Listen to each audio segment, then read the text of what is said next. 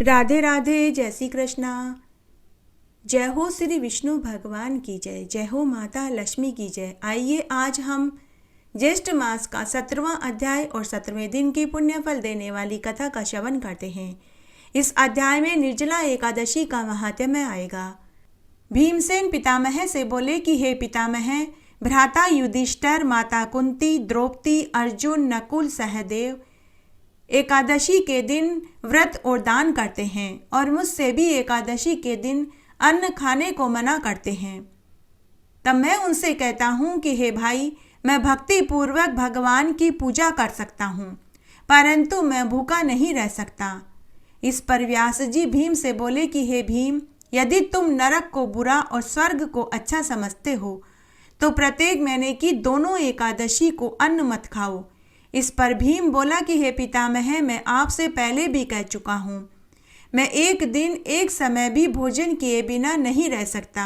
फिर मेरे लिए पूरे दिन का उपवास करना तो बड़ा ही कठिन है। यदि मैं प्रयत्न भी करूं तो मैं एक व्रत कर सकता हूं।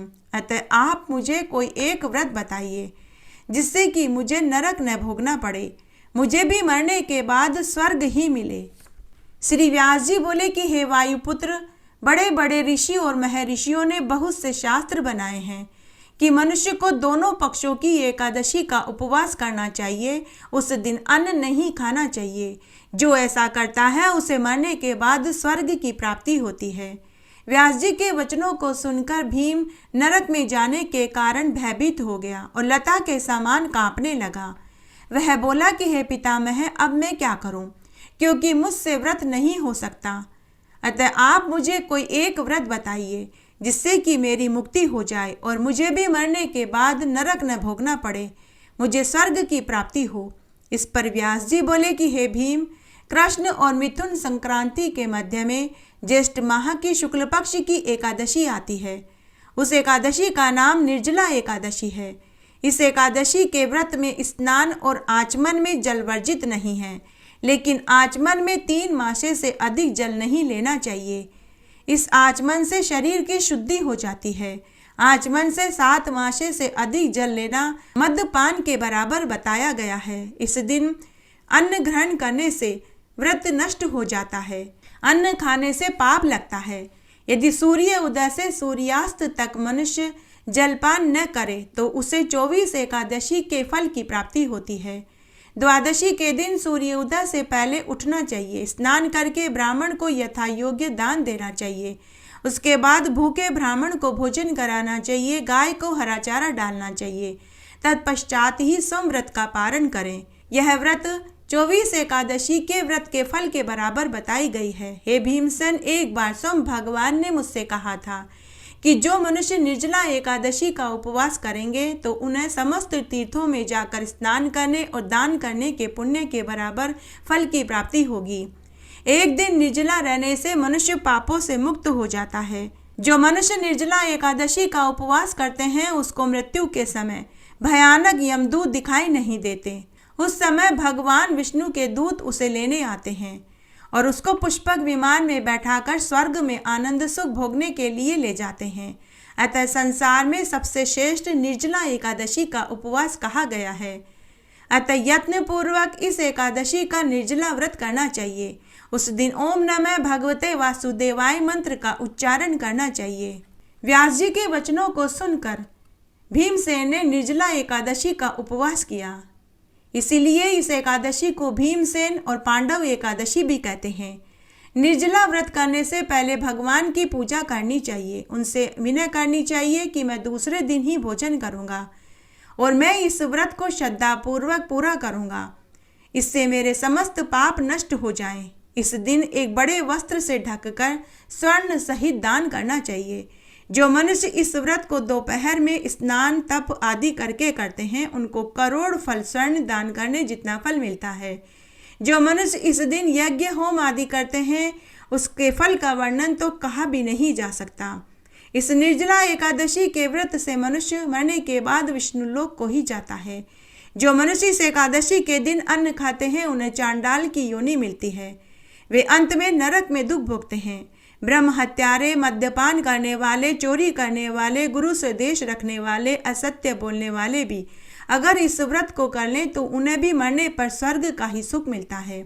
हे कुंती पुत्र, जो पुरुष या स्त्री इस व्रत को श्रद्धापूर्वक करते हैं तो उनको इन कर्तव्यों का ध्यान रखना चाहिए। उन्हें सबसे पहले विष्णु भगवान की पूजा करनी चाहिए, उसके पश्चात गौ दान करना चाहिए। इस दिन ब्राह्मणों को दक्षिणा, मिष्ठान आदि दान में देना चाहिए। निर्जला एकादशी के दिन अन्न, वस्त्र, छत्र, उपनह आदि का दान करने का अक्षय फल प्राप्त होता है। जो मनुष्य इस महात्म्य को प्रेम पूर्वक पढ़ते, सुनते और सुनाते हैं तो उन्हें मरने के बाद स्वर्ग के सुख की प्राप्ति होती है। आइए अब हम निर्जला एकादशी की एक कहानी सुनते हैं। एक बार बहुत छोटा सा गांव था। उस गांव में एक जाट था। उसकी नई नई शादी हुई थी। वो शादी के बाद पहली बार ससुराल में अपनी पत्नी को लेने जा रहा था। उसके दोस्तों ने कहा कि तू अच्छे से अच्छे कपड़े पहन कर के ससुराल में इम्प्रेशन बनाना, तेरा बहुत अच्छा इम्प्रेशन बनेगा। तब वह बढ़िया से बढ़िया कपड़े, धोती पहनकर, खूब परफ्यूम लगा करके, नई नई जूतियाँ, सोने की चेन, घड़ी, अंगूठी पहन करके तैयार हो गया। नया चाव, नई उमंग, जाट बावला हो रहा था। जब वह ससुराल के रास्ते में जा रहा था तो गांव में एक तलाई में गाय पानी पीने उतरी तो वह दलदल में फंस गई।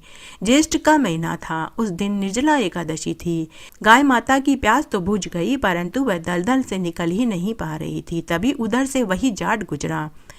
गाय माता जाट से बोली कि अरे मुसाफिर, मुझे दलदल से बाहर निकाल दे। तब जाट बोला कि अरे गाय माता, मेरे कपड़े गंदे हो जाएंगे, मैं ससुराल अपनी पत्नी को लिवाने जा रहा हूँ। गाय माता बोली कि अरे मूग, आज तो ज्येष्ठ का महीना है और ऊपर से आज निर्जला एकादशी है, तुझे बहुत पुण्य मिलेगा। तेरे आगे पीछे की 7 पीढ़ियां तर जाएगी, तेरा घर धन दौलत से भर जाएगा।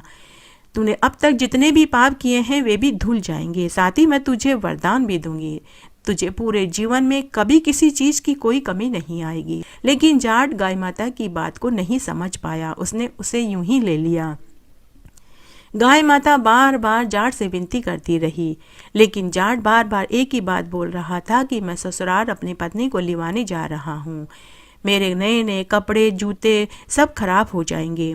तब तक गाय और ज़्यादा दलदल में फंसती जा रही थी।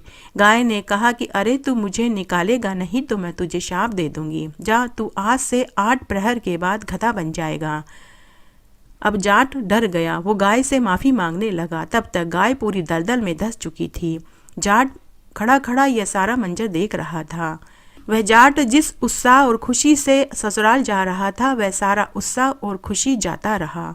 वह बहुत उदास मन से ससुराल में पहुंचा।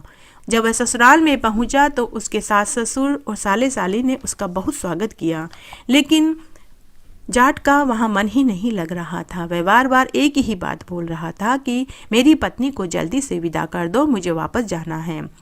जवाई को देखकर सभी बहुत खुश हुए। सास ससुर साली सभी ने खूब मिन्नतें करी कि जवाई जी 2-3 दिन तो हमारे यहाँ रुको, हम आव भगत करना चाहते हैं। लेकिन जाट नहीं माना। तब उसकी पत्नी आई और बोली कि जब सब इतना कह रहे हैं तो आप मान क्यों नहीं जाते। तब उसके पति ने अपनी पत्नी को एकांत में ले जाकर गाय माता के शाप वाली बात बताई कि मैं 8 प्रहर के बाद गधा बन जाऊंगा, इसलिए तुम जल्दी से घर चलो। फिर उसकी पत्नी ने अपने माता पिता से कहा कि माँ बाबूजी मुझे विदा कर दीजिए। फिर जाट की पत्नी उसी समय ससुराल वापस आ गई।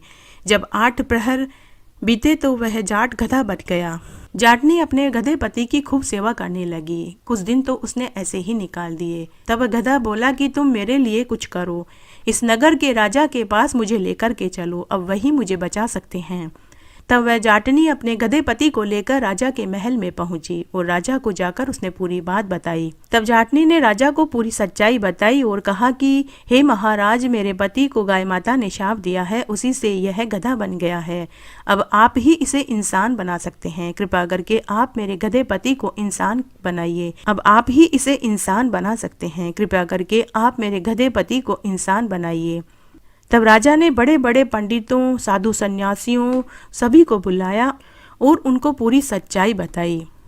तब काशी के एक ज्ञानी महात्मा ने राजा से कहा कि हे राजन, इसका तो एक ही उपाय है जिस इंसान ने अपने जीवन काल में 26 एकादशी करी हो और वह अपनी एकादशी का फल इस गधे को दे तो यह इंसान बन सकता है। तब राजा ने पूरी नगरी में यह ऐलान करवा दिया कि जिसने भी 26 एकादशी करी हो वह अपना पुण्य फल इस गधे को दे देवे तो मैं उसे मुंह मांगा धन दूंगा। पूरी नगरी में यह ढिंडोरा किया गया, लेकिन किसी ने 11 करी तो किसी ने 15 तो किसी ने 21 तो किसी ने 5 ही करी। पूरी नगरी में कोई नहीं मिला। तब एक बुढ़ी महिला मिली जिसने कि 26 एकादशी का व्रत किया था। राजा ने उस बुजुर्ग महिला को महल में बुलवाया और उससे कहा, हे बुढ़िया माई, तू इस गधे को अपनी 26 एकादशी का व्रत दे दे, मैं तुझे मुंह मांगा इनाम दूंगा। तब बुढ़िया माई बोली कि हे राजन, मैं धन लेकर क्या करूंगी, मेरी एक टांग तो कब्र में लटक रही है और एक टांग धरती पर पड़ी है। हे राजन, मैं 25 एकादशी का व्रत का फल दे दूंगी, लेकिन निर्जला एकादशी के व्रत का फल मैं खुद रखूंगी।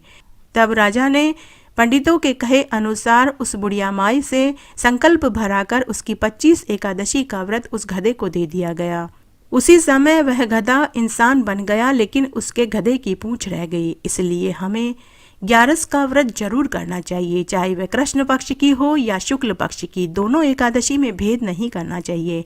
भगवान विष्णु को दोनों एकादशी अधिक प्रिय है, इसलिए मनुष्य को 26 एकादशी का व्रत करना चाहिए। साल की 24 एकादशी होती है और जिस साल अधिक मास या पुरुषोत्तम मास आता है तो उस मास में 2 एकादशी आती है, तो उन पुरुषोत्तम मास की 2 एकादशी का व्रत करने से ये एकादशी 26 हो जाती है। इसीलिए कहते हैं कि मनुष्य को अपने जीवन काल में 26 एकादशी का व्रत करने के बाद ही उद्यापन करना चाहिए, तभी इसका संपूर्ण फल प्राप्त होता है। एक बार एक आधी उम्र के ब्राह्मण पति पत्नी थे। उनके कोई औलाद नहीं थी।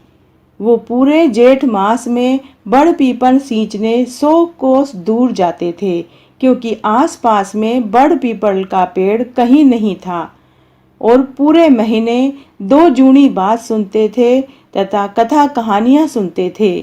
एक समय खाना खाते थे और सबसे बड़ी निर्जला एकादशी का व्रत और उपवास करते थे।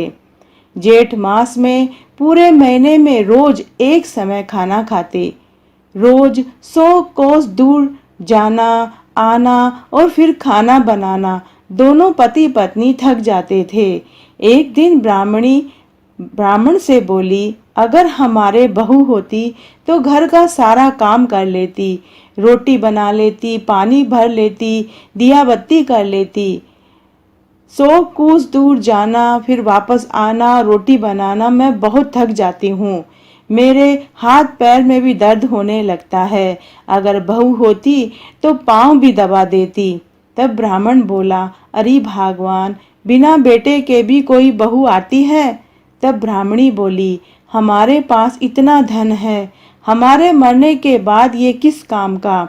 आप ऐसा करो, ये माया धन दौलत दे दो और मुझे तो बहू ला दो। तब ब्राह्मण बोला, हमारे गांव के आस-पास के सभी 10 गांव वाले तो हमें जानते हैं और उन्हें मालूम है कि हमारे कोई औलाद नहीं है, हमें बेटी कौन देगा? हाँ, मैं ऐसा कर सकता हूँ, किसी अनजान गांव में जाता हूँ और कोशिश करता हूँ। तब ब्राह्मणी ने उसे 10 सोने के सिक्के और रास्ते के लिए आटे और दाल भी दिया।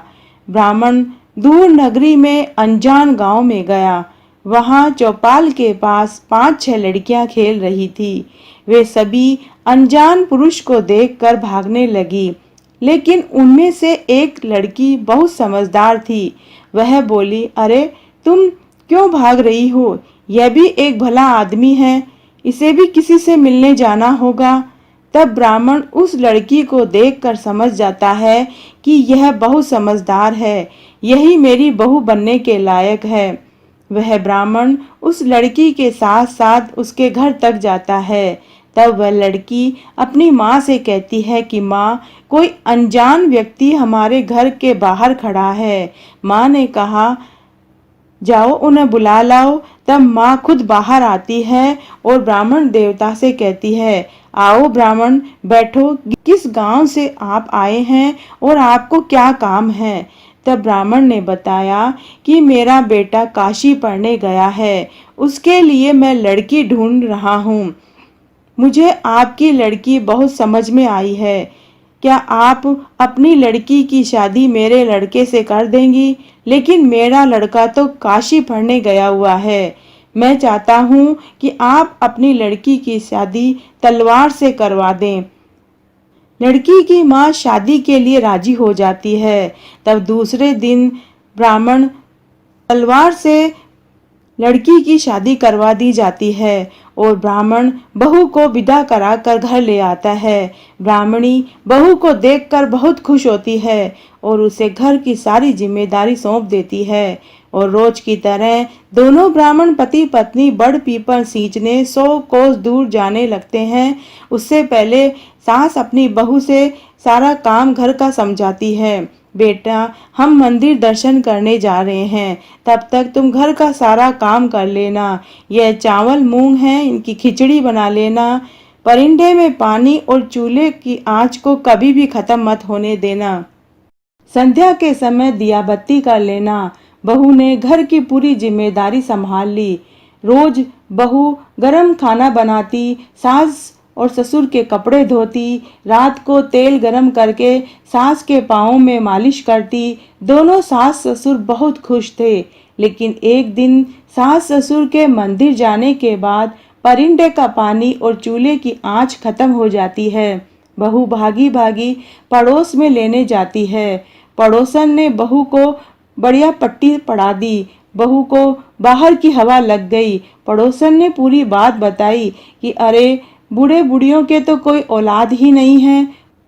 बहू बोली, नहीं, उनका बेटा तो काशी पढ़ने गया है। तब पड़ोसन ने कहा, क्या तुमने देखा है? हमने तो आज तक उनका बेटा नहीं देखा। तब बहू बोली, अब मैं क्या करूं? तो पड़ोसन ने उसे सीख सिखाई कि तुम संध्या को दिया बत्ती मत करना, अलूना खाना बना देना, खिचड़ी में नमक मत डालना, खिचड़ी में से कंकर मत निकालना और घर की चाबी भी मांग लेना। फिर क्या था, बहू पड़ोसन की सिखाई सीख में आ गई। उस दिन शाम को सास ससुर घर आए तो उन्हें घर में अंधेरा दिखाई दिया। सास ससुर बोले, बहू, आज घर में अंधेरा क्यों है? तो बहू बोली, सासू जी, आपको तो एक दिन अंधेरे से ही डर लग रहा है, मेरा तो पूरा जीवन अंधकार में हो गया है। सास ससुर चुप हो गए। फिर खाना खाने बैठे तो खाना अलूना और खिचड़ी में कंकर निकला। तब सास ससुर बोले, बहू, आज तुमने खाने में नमक नहीं डाला है और खिचड़ी में भी कंकर आ रहे हैं। तब बहू बोली, सासू जी, एक दिन अलूना खाना खा लोगे तो कुछ नहीं बिगड़ेगा, मेरा तो पूरा जीवन आपने अलूना कर दिया है। सास ससुर चुपचाप खाना खाकर सोने चले जाते हैं। तब सास बोलती है, सुनो जी, मुझे लगता है कि बहू को बाहर की हवा लग गई है। ससुर बोले, मुझे तो मालूम था एक दिन ऐसा होगा। सुबह ना तो बहू ने पानी पिलाया ना ही चाय। जब सास ससुर मंदिर जाने लगे तो बहू ने घर की चाबी मांगी। सास ससुर ने घर की चाबी दे दी और कहा कि बेटी, हमारे रहते भी ये तेरा ही है और हमारे मरने के बाद भी ये तेरा ही है।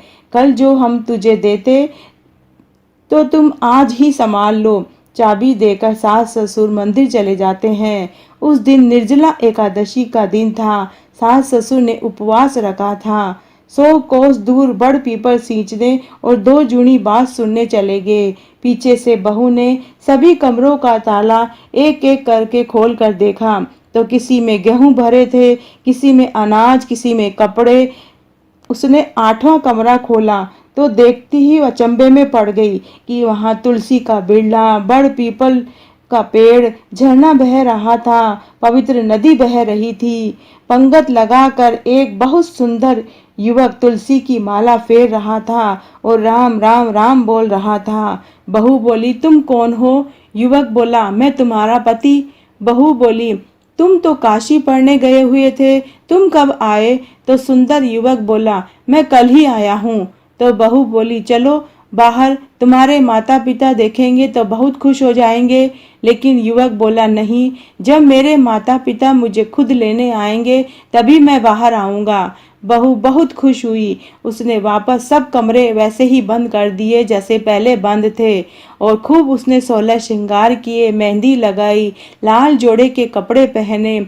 शाम को सास ससुर के लिए उपवास का खाना बनाया, कुट्टू के आटे की पूड़ी, साबूदाने की खीर, सिंगाड़े के आटे का हलवा व सेंधा नमक की आलू की सब्जी बनाई। घर में खूब दिए जलाए। शाम को थके हारे सास ससुर आए तो बहू ने खूब आव भगत की, उनके हाथ पैर धुलवाए, उन्हें चौकी पर बैठाकर खाना परोसा। सास ससुर मन ही मन सोचने लगे कि बहू तो घर की चाबी लेकर ही खुश हो गई है, चलो कोई बात नहीं। रात को जब सास ससुर सोने गए तो बहू ने तेल की मालिश सासू के पाँव में करने लगी और बोली, सासू जी आप इतनी दूर बड़ पीपल सींचने जाते हो, जबकि हमारे घर में ही मंदिर है। पीपल देवता है, बड़ पीपल है, तुलसी का बिरला है, शिव मंदिर है, राधा दामोदर जी का मंदिर है, लक्ष्मी नारायण है, साथ ही आपका बेटा भी वहीं तुलसी माला फेर रहे हैं। सास ससुर चौंक गए, उठकर खड़े हो गए। बहू आगे बोली, जब मैंने आपके बेटे को कहा कि बाहर चलो तो वो बोले कि मेरे माता पिता मुझे लेने आएंगे तभी मैं बाहर आऊँगा। उस रात किसी को भी नींद नहीं आई। सुबह का इंतजार करते ही उनकी आंखें खुली रही। सुबह जल्दी उठकर नहा धोकर सास ससुर तैयार हो गए। बहू उन्हें अंदर कमरों में से 8वें कमरे में लेकर गई तो वहाँ पवित्र नदी बह रही थी। तुलसी का बिरला था, बड़ पीपल थे, जी का व राधा दामोदर जी का मंदिर था, लक्ष्मी नारायण का मंदिर था। वहीं एक सुंदर युवक तुलसी माला फेर रहा था। माता पिता ने कहा कि बेटा हमारे तो कोई औलाद ही नहीं थी। तब वह युवक बोला, मुझे तो निर्जला ग्यारस माँ ने आपके लिए भेजा है। तब गांव वालों के सामने बूढ़े ब्राह्मण पति पत्नी को यह साबित करना था कि क्या सच में यह ब्राह्मणी का पुत्र है। तब सूरज के सामने एक तरफ तो बेटा और बहू खड़े हो गए और एक तरफ बूढ़े ब्राह्मण और ब्राह्मणी को खड़ा किया गया। तब ब्राह्मणी के स्तन से दूध की धार युवक के मुंह पर जाकर गिरी और बहू के घूंघट पर जाकर गिरी। तब सत्य की जीत हुई। निर्जला ग्यारस माता, जैसे आप ब्राह्मण पति पत्नी पर खुश हुए वैसे सबके ऊपर होना, कहने वाले को सुनने वाले को और हुकारा भरने वाले को। और जैसे बहू को पति मिला और ब्राह्मण और ब्राह्मणी को बेटा मिला वैसे सबको मिले, कहने वाले को सुनने वाले को और हुकारा भरने वाले को। घटती हो तो पूरी हो तो परवान चढ़े, भूले बिसरे नाम तेरे भंडार में पड़े। जय हो तुलसी मैया की। तुलसी महारानी नमो नमो, हरि की पटरानी नमो नमो। बन तुलसी पूरन तप कियो मैया, शालग राम महापटरानी। जाके मंज मंजरी कोमल मैया, श्रीपति चरण कमल लपटानी। धूप दीप नैवेद्य आरती मैया, पुष्पन की वर्षा बरसानी। 56 भोग 36 व्यंजन मैया, बिन तुलसी हरि एक न मानी। सामरो सखी माई तेरा यश गावे मैया, भक्तों वर दीजे महारानी। तुलसी महारानी नमो नमो, हरि की पटरानी नमो नमो। इस तरह आज हमने ज्येष्ठ मास का 17वां अध्याय और 17वें दिन की पुण्य फल देने वाली कथा का श्रवण किया। मेरे साथ बने रहने के लिए आपका धन्यवाद। आगे आने वाली कथा कहानी के लिए भी आप इसी तरह मेरे साथ बने रहें। धन्यवाद।